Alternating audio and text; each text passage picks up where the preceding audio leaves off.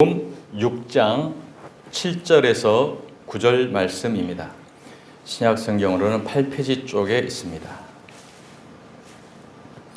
마태복음은 6장 7절로 9절 말씀. 우리 다 함께 합독하시겠습니다. 또 기도할 때에 이방인과 같이 중언부언하지 말라. 그들은 말을 많이 하여야 들으실 줄 생각하느니라. 그러므로 그들을 본받지 말라. 구하기 전에 너희에게 있어야 할 것을 하나님 너희 아버지께서 아시느니라. 그러므로 너희는 이렇게 기도하라. 하늘에 계신 우리 아버지여, 이름이 거룩히 여김을 받으시오며 아멘. 몸이 천식으로 굉장히 약한 아들을 둔 부모님이 계셨습니다. 그 아들이 군대를 가게 되었어요. 그래서 늘 아들 때문에 군 생활을 제대로 할지 늘 마음을 노심초사하면서 기도하시는 부모님이셨습니다. 어느덧 3주 훈련을 마치고 자대 배치를 받았습니다. 강원도 골짜기로 자대를 배치받아서 부모님께 면회 오라는 소식이 왔습니다. 그래서 기쁜 마음으로 맛있는 음식을, 떡을 준비해서 이제 자대 배치된 곳으로 면회를 갔습니다. 면회를 갔더니 그래도 아들이 무사히 훈련을 잘 마치고 부모님을 향해서 충성, 거수, 격려를 하면서 늠름하고 씩씩한 모습을 서 있는 것입니다. 부모님은 감격에 겨웠습니다. 그리고 이제 잠시 얘기를 하다가 아버지가 잠시 화장실을 갔어요. 그때 엄마하고 아들하고 둘이 있는 자리에서 아들이 엄마에게 이야기를 합니다. 엄마가 물어보죠. 그래, 어떻게 군생활은 할만하니? 그랬더니 실은 엄마, 나 너무 힘들어. 내가 훈련을 정말 어렵게 마치고 자대 배치 왔는데 이제는 산골이어서 좀 편안할까 생각을 했더니 내 바로 이 고참인 직속 상관이 늘 아침마다 나를 힘들게 해요. 아침에 일어나면 완전 군정을 하고 연병장을 늘 한 바퀴 돌고 와서 나만 밥을 먹으라고 그래.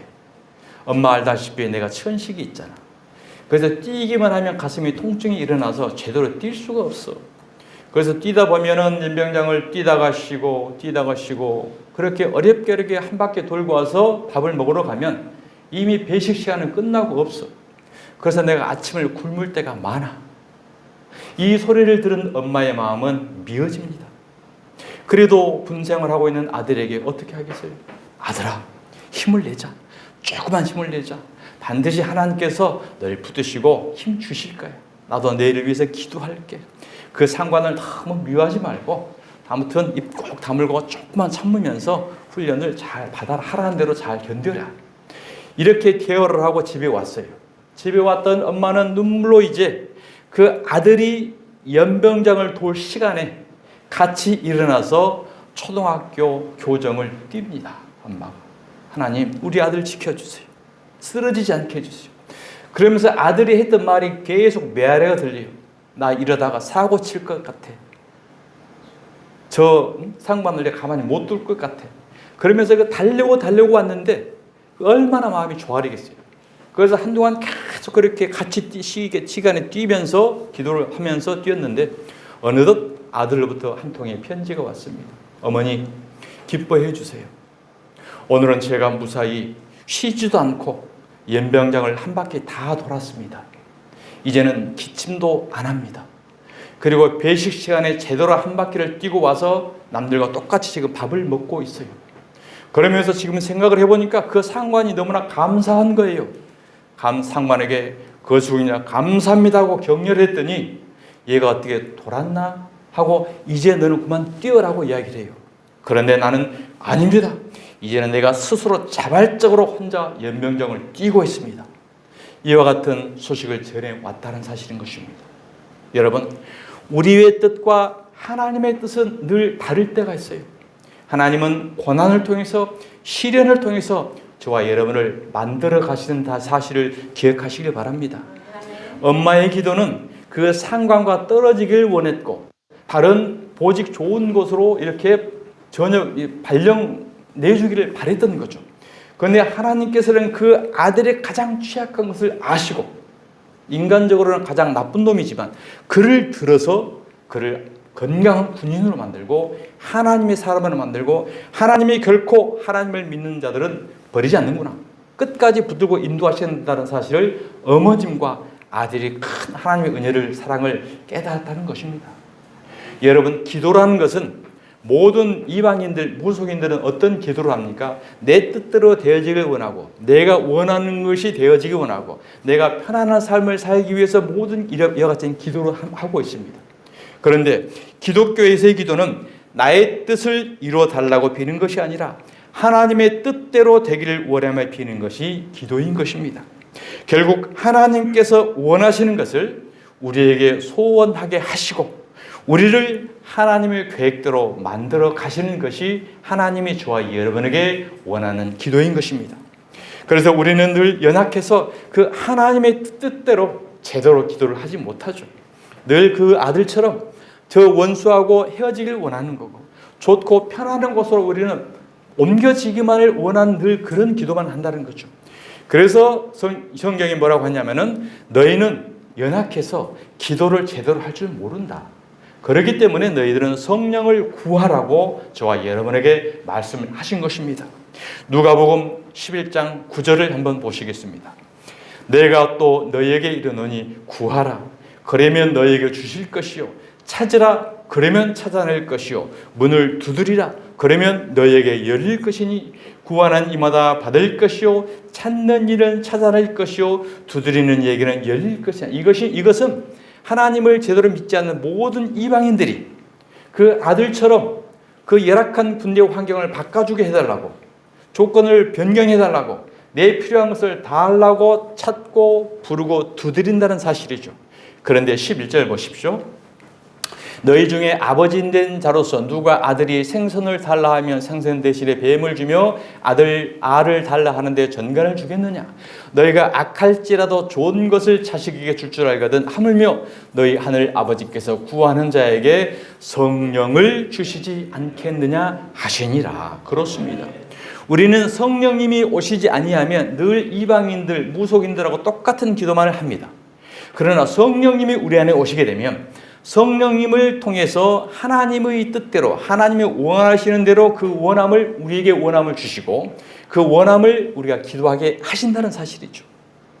자, 성령님께서 우리 가운데 내주하셔야만 우리는 비로소 하나님의 뜻대로 기도를 할 수가 있게 되는 것입니다. 로마서 8장 26절을 보겠습니다. 이와 같이 성령도 우리의 연약함을 도우시나니 우리는 마땅히 기도할 바를 알지 못하나, 우리는 마땅히 기도할 바를 알지 못하죠. 성령님이 안 계시면 오직 성령이 말할 수 없는 탄식으로 우리를 위하여 친히 간구하시느니라. 그러니까 저와 여러분이 나와가지고 하나님의 나라와 하나님의 의를 위해서 하나님의 뜻을 간구하는 기도는 우리 안에 계신 성령님께서 우리의 마음과 우리 입술을 통해서 기도하고 계시는 거예요. 그러면서 나를 변화시키는 거고 우리 교회를 변화시키는 거고 이 땅에 하나님의 나라를 세워가시는 과정인 것입니다.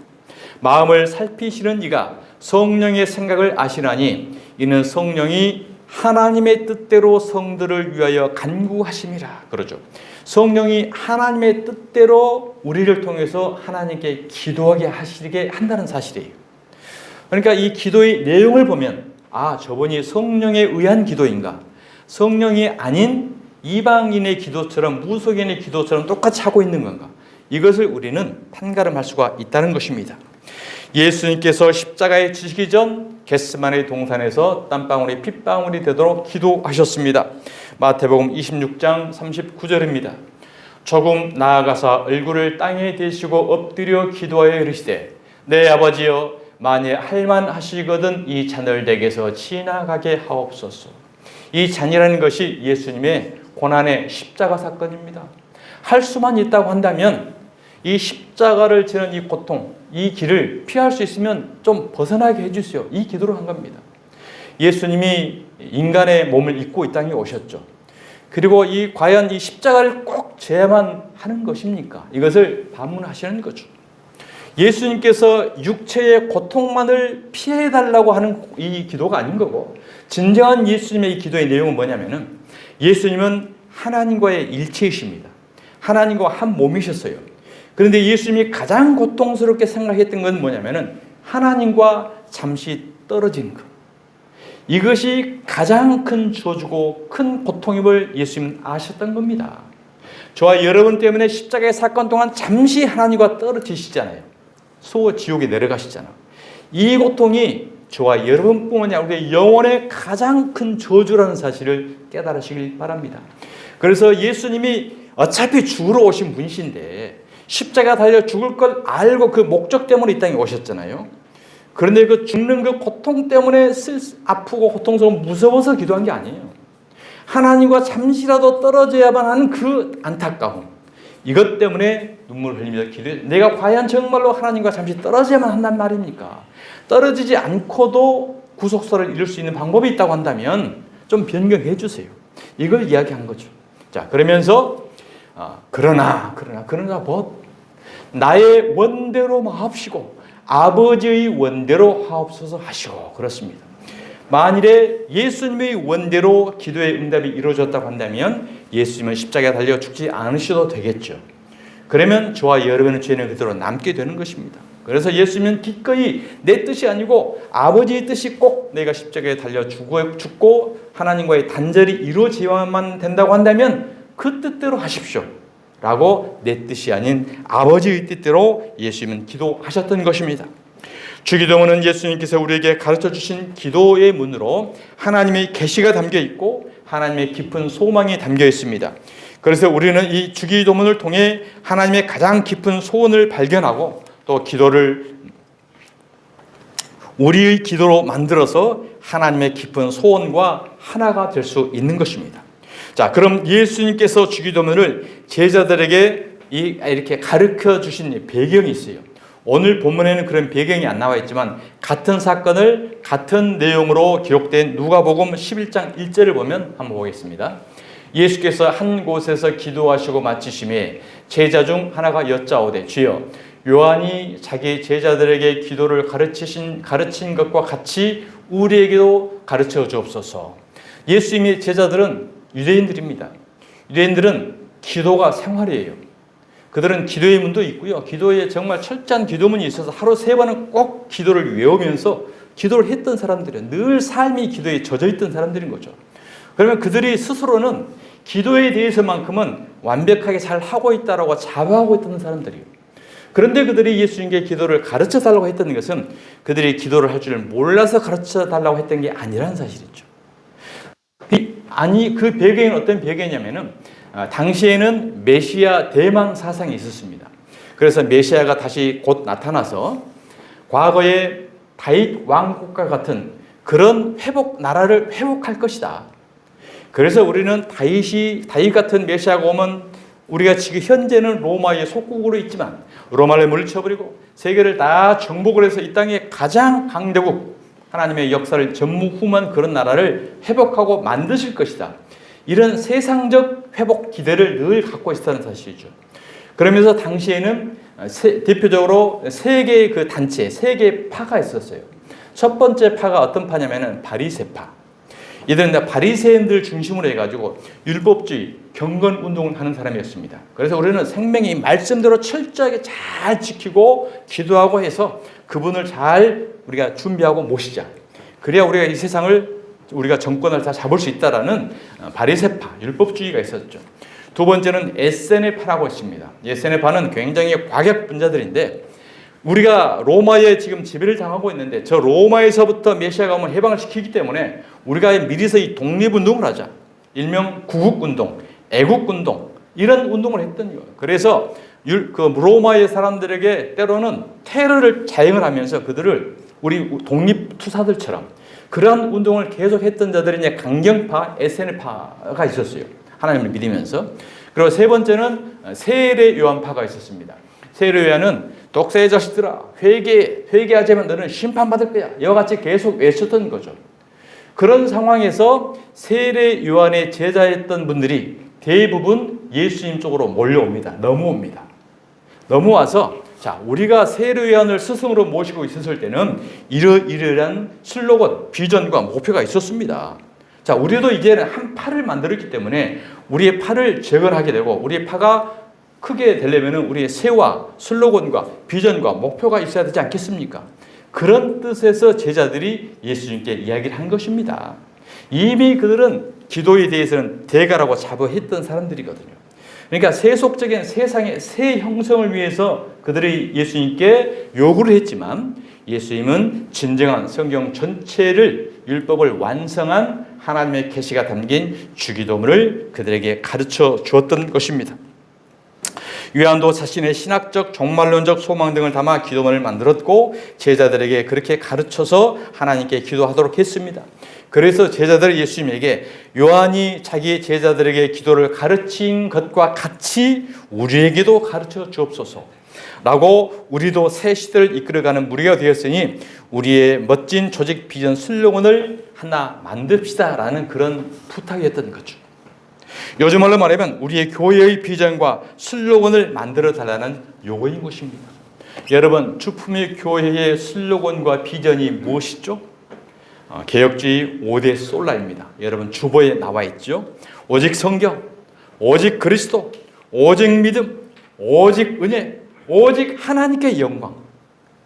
이 외에는 없습니다. 오직 이것만 우리는 붙들고 하나님 앞에 주님 오실 때까지 그렇게 나아가는 것입니다. 그렇게 제자들이 요한처럼 기도문 슬로건을 만들어 달라고 하자 그래서 주님께서 제자들에게 율법의 완성인 산상수훈을 통하여 산상수훈 중간에 주기도문을 가르쳐 주신 것입니다. 자, 이스라엘의 역사, 이스라엘의 히스토리는 예수님의 이야기입니다. 히스 스토리. 그래서 히스토리가 히스 스토리 예수의 이야기라는 거예요. 마태복음 1장을 보면 예수님의 족구로부터 시작해서 예수님의 생애가 나타납니다. 그리고 마태복음 2장을 보면 태어나자마자 애굽으로 쫓겨가요. 쫓겨갔다가 애굽에서 다시 돌아오는 그 과정이 마태복음 2장에 나옵니다. 그리고 마태복음 3장에는 예수님이 세례를 받으시고 4장에는 예수님께서 광야의 시험을 받으시고 그리고 5장에서 7장까지 산상수훈을 선포하시고 그 산상수훈 중간에 주기도문이 들어있는 것입니다. 예수님의 생애는 구약의 이스라엘의 역사와 동일하게 전개되었어요. 이스라엘이 애굽에서 나와 홍해를 건너고 광야의 시내산에서 이스라엘의 12지파에게 모세를 통해서 율법을 들려주죠. 하나님이. 마찬가지로 예수님께서 12제자를 데리고 산에 올라가셔서 새로운 율법인 산상수훈을 통해 우리에게 복음을 들려주시는 것입니다. 구약의 율법은 내용들이 이러저러 한 것을 하면 저주를 받을 것이라 아멘으로 이렇게 끝이 납니다. 율법을 다 주고 마지막에는 이러저러한 일을 하면 너희들 저주받을 거야. 아멘해. 자, 신명기 27장 26절 보겠습니다. 이 율법의 말씀을 실행하지 아니하는 자는 저주를 받을 것이라 할 것이요 모든 백성은 아멘 할지니라. 다짐을 시키는 거예요. 율법 전부 줘놓고 너희들 이대로 행하지 않으면 너희들 저주를 받아. 아멘해 아멘. 아멘 다 하라는 거예요. 그래서 신명기 27장 마지막 절하고 28장에 들어가게 되면 복과 저주를 하나님이 선포하십니다. 자, 28장 1절을 보겠습니다. 내가 내 하나님 여호와의 말씀을 삼가 듣고 내가 오늘 내게 명령하는 그의 모든 명령을 지켜 행하면 내 하나님 여호와께서 너를 세계 모든 민족 위에 뛰어나게 하실 것이요. 그러죠? 오늘 내게 명령하는 그의 모든 명령을 지켜 행하면 조건이에요. 그러니까 어떻게 해요? 어떤 명령이요? 모든 명령. 지키다가 지킬 수 있는 만큼만 지키고 못 지키면 어쩔 수 없지가 아니고 모든 명령을 지켜 행하면 너희에게 뛰어난 민족으로 복을 주겠다는 거예요. 그러면서 1절부터 14절까지 들어와도 복, 나가도 복, 떡반죽거리 밥그릇, 자식 복이 계속 나옵니다.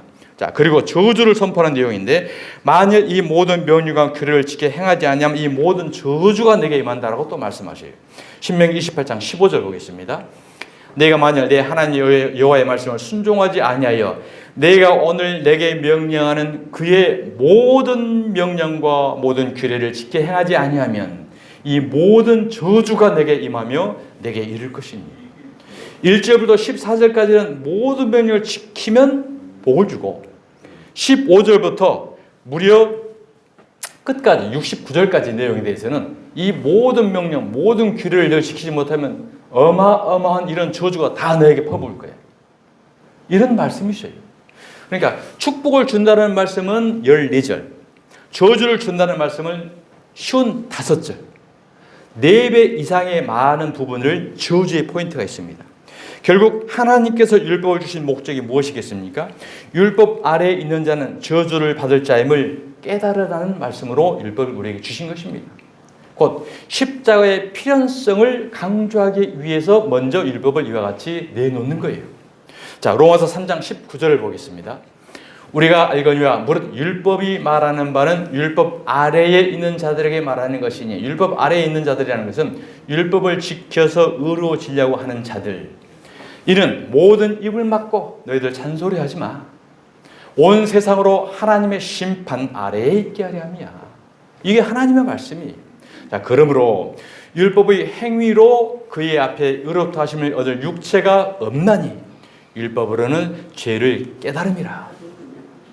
이제는 율법 외에 하나님의 한 의가 나타났다.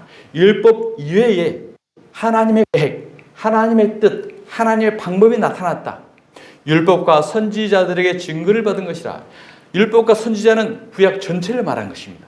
그러니까 율법과 선지자의 증거는 구약 전체를 통해서 말한 것은 바로 이 율법 이외에 이 하나님의 의를 나타내는 거야. 곧 예수 그리스도를 믿음으로 말미암아 모든 믿는 자에게 미치는 하나님의 의인이 차별이 없느니라.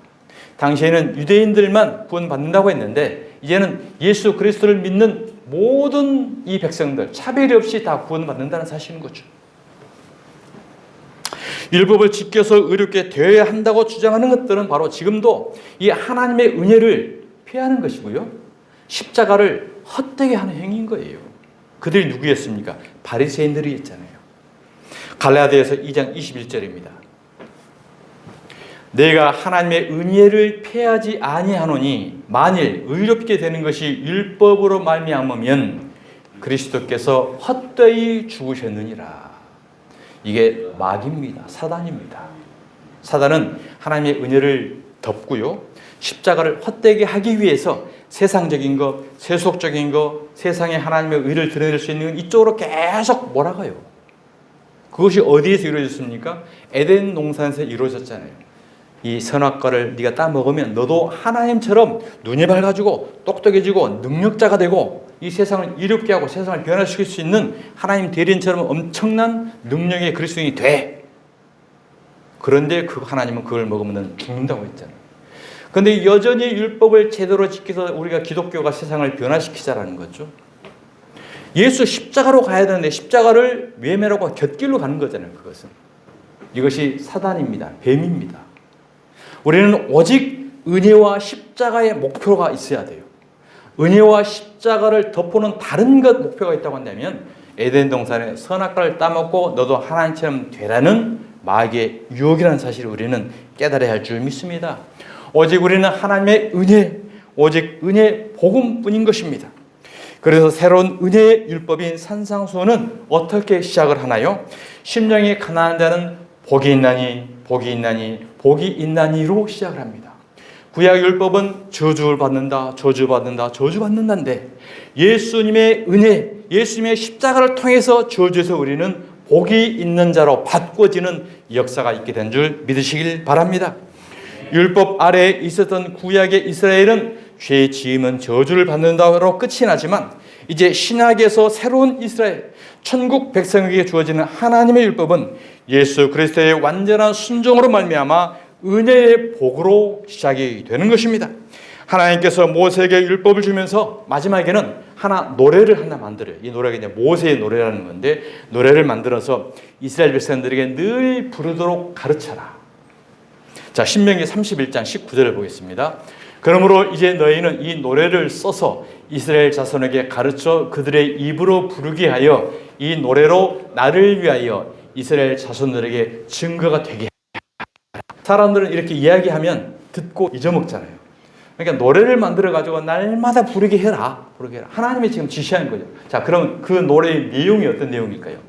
내가 그들의 조상에게 맹세한 바 젖과 꿀이 흐르는 땅으로 그들을 인도하여 드린 후에 그들이 먹어 배부르고 살찌면, 우리는 먹고 배부르고 살찐 것 위해서 기도하고 있잖아요. 그런데 하나님은요, 그들이 먹어 배부르고 살찌면 돌이켜 다른 신들을 섬기며, 이것이 오늘 이 시대의 기복신앙, 신비신앙, 은사신앙, 이 신앙입니다. 다 다른 신들을 섬기며 나를 멸시하여 내 언약을 어길 것이다. 미리서 예언하고 지금 미리서 너희들 계속 이 노래를 부르면서 네 자신들을 돌이켜. 이걸 말씀하시고 있는 거죠. 자, 21절.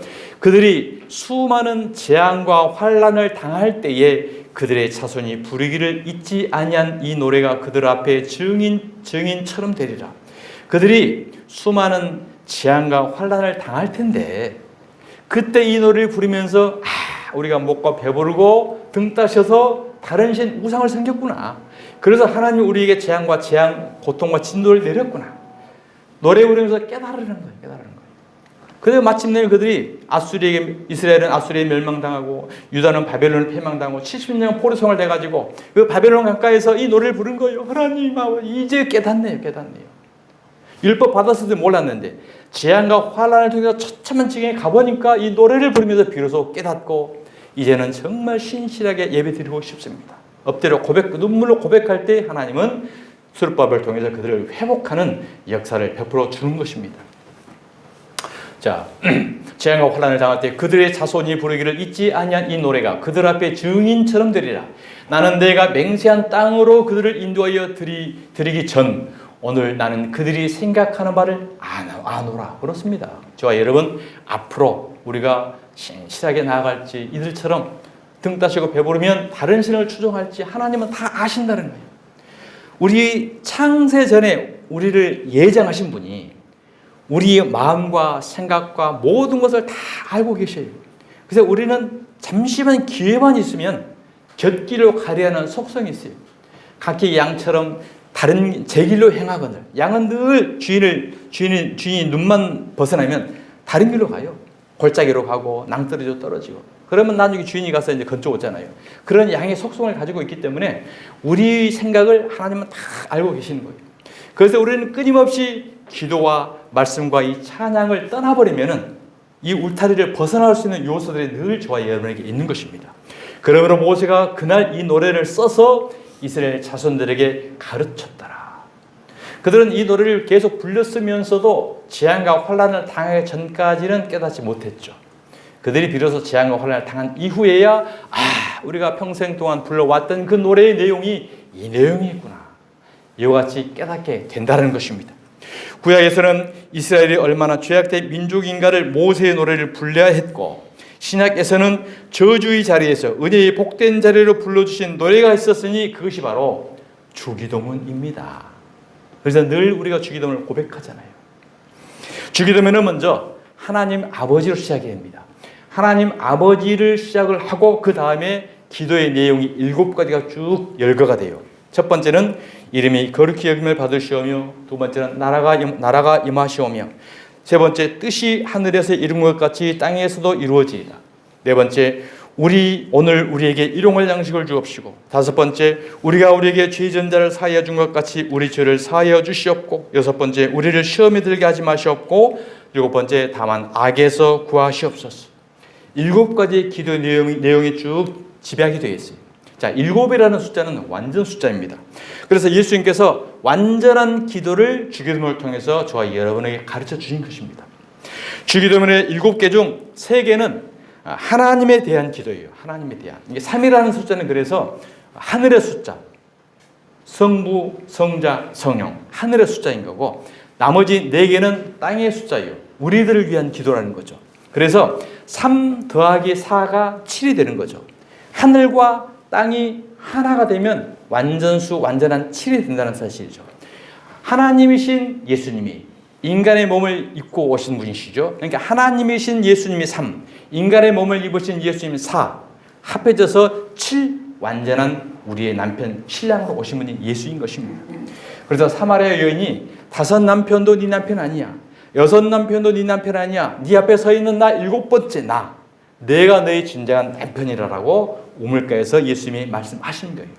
저와 여러분이 사마리아 여인이고 7번째 남편인 예수님이 우리의 신랑인 줄 믿으시죠? 그렇습니다. 이 7이 하늘과 땅의 결합이라는 것을 우리에게 말씀하고 있는 것입니다. 주기도문에 제일 먼저 나오는 헬라어 파테르라는 말이 이제 아빠라는 말이거든요. 그러니까 헬라의 아빠, 아바라는 말은 친아버지와 자식 사이에만 쓰시던 단어예요. 이 단어를 예수님께서 제일 먼저 사용하신 것입니다. 왜요? 예수님은 독생자 아들이시잖아요. 아들이시기 때문에 예수님께서 처음으로 아빠 파테르 아버지라고 쓰시고 주기도문에서 이 용어를 쓰신 거예요. 너희들도 아빠라고 불러. 할렐루야. 뭐예요? 그러면 이제 저와 여러분이 예수처럼 하나님의 아들이 됐다라는 것을 선언하는 엄청난 축복의 선포인 줄 믿으시기 바랍니다. 어느 전혀 엉뚱한 놈이 나한테 자식이 와가지고 아빠 그러면 얼마나 황당하겠어요. 내 자식이 이미 떠나갔다가 이제는 만시장이 되다가 돌아와가지고 아빠 하고 와요. 그러면 와락 끌어안죠. 잘못을 했든 죄를 지었든 뒤집었든 별짓을 했든 아버지는 다 용서해 줍니다. 다 용서해. 저와 여러분이 과거에 어떤 형편 어떤 처지에 있든지 간에 아빠하고 아버지 앞에 불쑥 달려 들어오면 저와 여러분을 푹 안아주시고 자식으로 사랑으로 안아주시는 그 은혜가 있다는 사실을 기억하시기 바랍니다. 하나님이 독생자 예수 그리스도를 내 몸처럼 사랑하셨던 것처럼 이제는 너희들도 아버지 하나님이 나하고 똑같이 아들로 너희를 사랑해 주셔. 그러니까 아버지라고 너희들도 불러라. 이와 같이 말씀을 하신 거예요. 자, 그러면 우리가 어떻게 아들이 되었을까? 믿음으로 예수 그리스도 안에서 하나님이 아들이 되었다고 성경은 우리에게 말씀합니다. 갈라디아서 3장 26절입니다. 너희가 다 믿음으로 말미암아 그리스도 예수 안에서 하나님의 아들이 되었으니. 우리가 그냥 맹목적으로 가서 다 당신 아버지로 할게요. 너 안 돼. 너는 내 자식 아니야. 반드시 우리는 예수 안에서 예수와 하나가 되어야만 우리는 하나님의 아들이 된 줄 믿습니다. 누구든지 그리스도와 합하기 위하여 세례를 받은 자. 그리스도와 합한 세례는 어떤 세례입니까? 예수를 믿고 예수와 내가 하나가 돼서 십자가 위에서 예수가 죽을 때 나도 같이 죽은 걸로 믿는 것. 이게 바로 진정한 세례인 것입니다. 예수 그리스도 합한 세례를 받은 자는 그리스도로 옷 입었느니라. 아들에게만 주는 옷을 입혀주는 거예요. 이제 전에는 종의 옷을 입고 있었는데 종은 신발도 신지도 못하고 그냥 하란 대로만 이제는 다 벗겨버리고 아들 옷을 입혀주신 거. 아들. 이 아들의 신분으로 이제 나를 통해서 너희들은 바뀌었다라는 것을 선포해 주시는 것입니다. 기도는 이제 거기서부터 시작되는 것입니다. 부모와 자식이라는 관계에 정립이 되지 않고서는 우리는 기도가 시작될 수 없습니다. 그래서 주기도문이 아빠, 아버지로 시작이 되는 것입니다. 사랑하는 주님의 성도 여러분, 우리는 하늘에 계신 우리 아버지여라고 우리 아버지의 이름을 부르는 순간 그게 바로 우리의 진정한 신앙 고백을 하는 것입니다. 나는 아버지의 아들이다. 나는 아버지의 딸이다. 우리 아버지는 예수를 사랑하신 그 사랑으로 저와 여러분을 사랑하시고 계신다는 사실을 깨닫고 은혜 가운데 거할 때에 하나님은 말로 표현할 수 없는 넘치는 은혜를 부어주시게 될 줄 믿습니다. 기도라는 것은 미사여고 많은 필요 없어요. 그냥 하나님 아버지.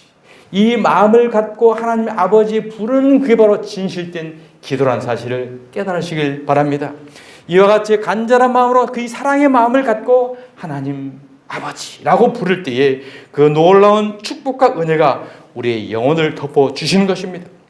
그리고 한 가지 주목할 것은 내 아버지라고 부르지 말고 우리 아버지라고 불러라 라고 말씀하시죠. 우리 아버지. 우리가 누굽니까? 우리는 교회잖아요. 교회. 기도는 언약 공동체인 교회의 소망이 담겨야 한다는 것을 가르쳐 주는 것입니다. 그래서 내 아버지가 아니라 우리 아버지라고 하는 거예요. 우리는 그리스도의 지체로 함께 하늘나라를 유업으로 받을 상속자입니다. 머리는 예수님이시고요. 우리는 다 지체불량인 거예요. 그래서 우리 지체불량 중에서 한 사람이 아프면 같이 눈물을 흘리는 것이고 한 사람이 기쁘면 같이 기쁜 거예요. 왜? 한 몸이기 때문에. 한 몸을 온전하게 이루어야 결국 우리는 하늘나라를 상속으로 받는 상속자를 된다는 사실이죠. 자, 로마서 8장 17절 말씀입니다. 무릇 하나님의 영으로 인도함을 받는 사람은 곧 하나님의 아들이라. 하나님의 영이 성령님이시거든요. 그러니까 성령님으로 인도함을 받는 사람은 곧 하나님의 아들이라.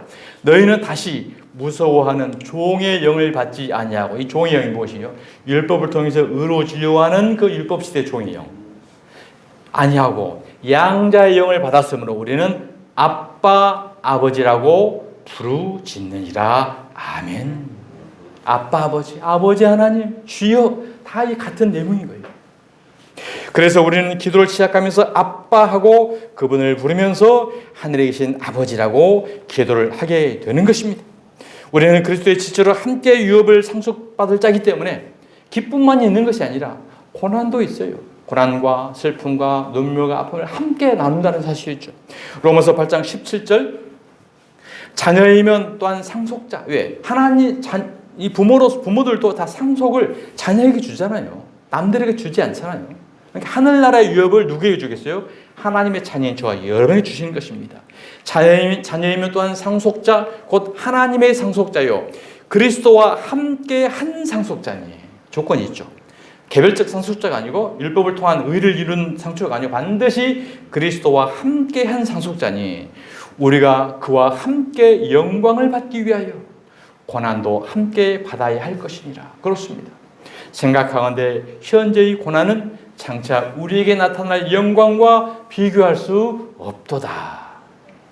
군에 갔던 그 천식 아들을 부모님이 힘을 써서, 손을 써서 그 괴롭힌 상관을 문책을 하고 영창을 보내고 자기 아들을 빼내서 편안한 좋은 자리를 보냈다고 한다면 그가 군생활을 제대로 했겠습니까? 천식이 나았겠어요? 오히려 사회생활을 하지 못하는 탕자, 망자로 변하게 되는 거죠. 하나님은 그런 아픈 고난을 통해서 영광이 있기 때문에 허락하시는 거예요. 사랑하는 여러분, 하나님을 신실하게 섬기시다가 혹 고난과 시련과 연단이 옵니까? 그러면 이것을 통해서 더 아버지 앞으로 주님 품으로 더 깊이 들어가는 저와 여러분이 될 때에 마침내 환경을 통해서, 요건을 통해서, 고난과 시련을 통해서 하나님은 영광과 축복이 예비되어 있다는 사실을 믿으시길 바랍니다. 생각하건대 현재의 고난은, 지금 고난에 있는 분이 계십니까?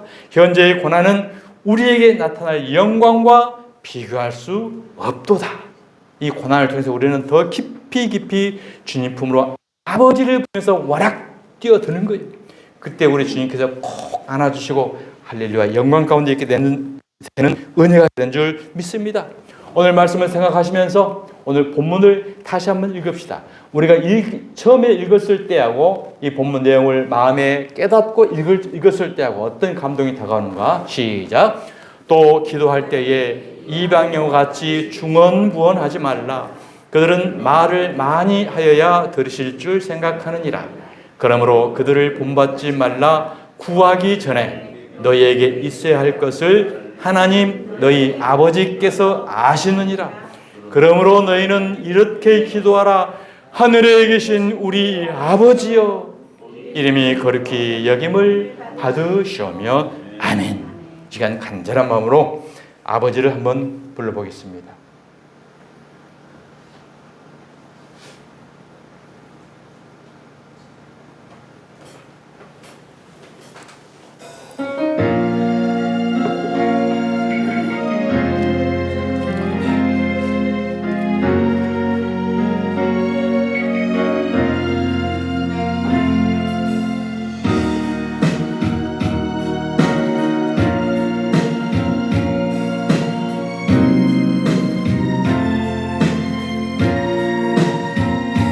아버지 불러만 봐도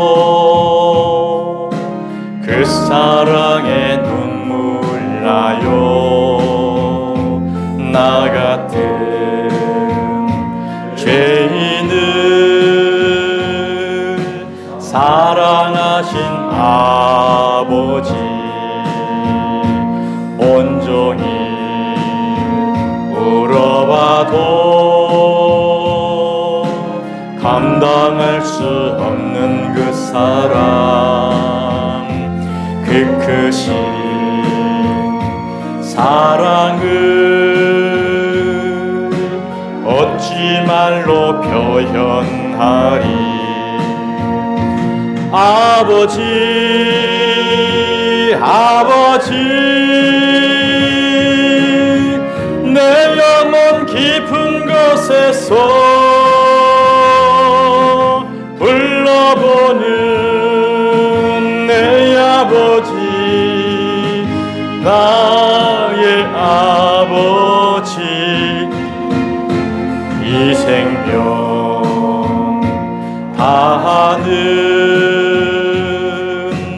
그날까지 지키시고 인도하신 참 좋으신 나의 아버지.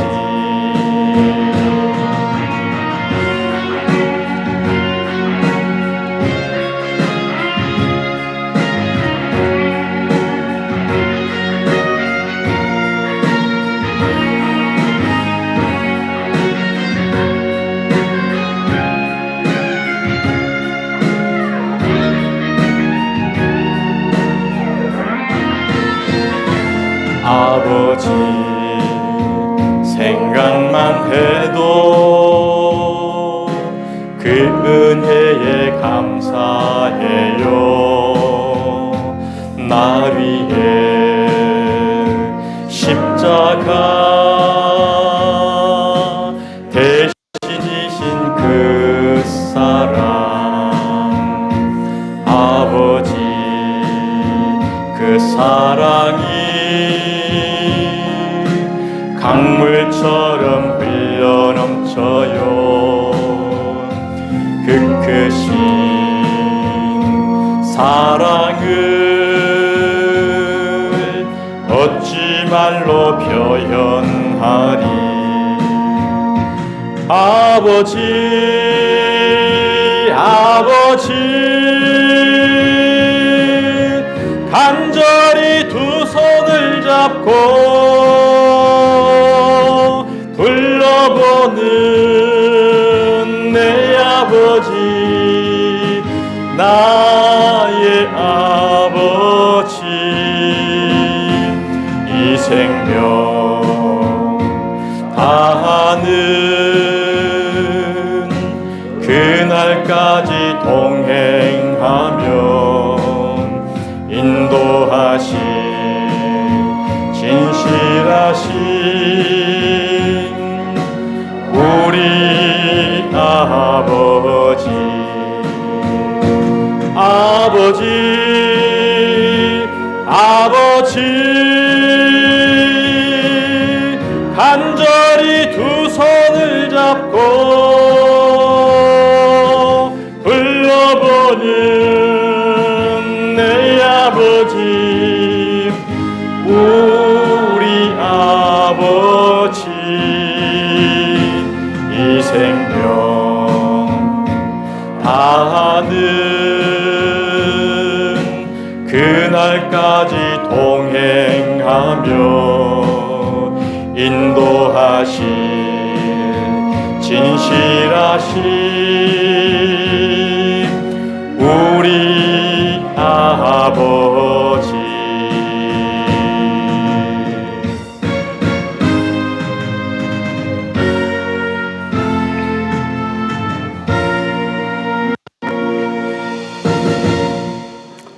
하나님 아버지 감사합니다. 예수 그리스도의 이름으로 기도드리옵나이다. 아멘. 찬송가 635장입니다.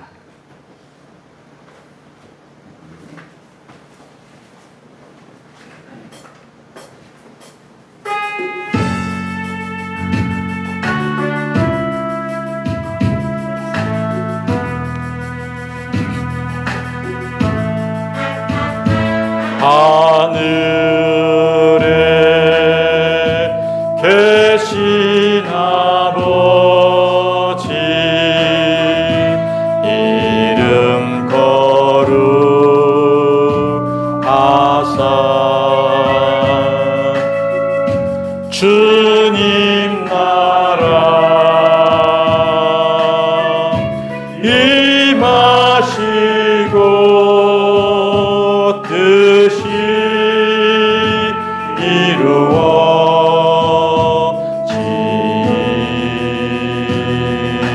이루어지다. 일용할 야식 주시고 우리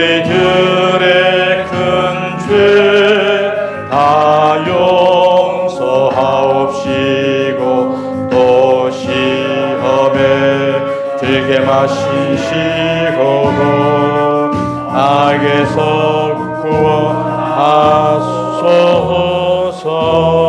대개 주의 나라 주의 권세 주의 영광 영원히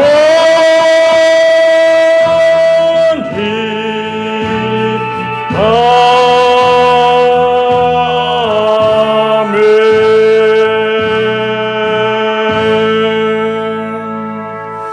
하나님 아버지 감사합니다.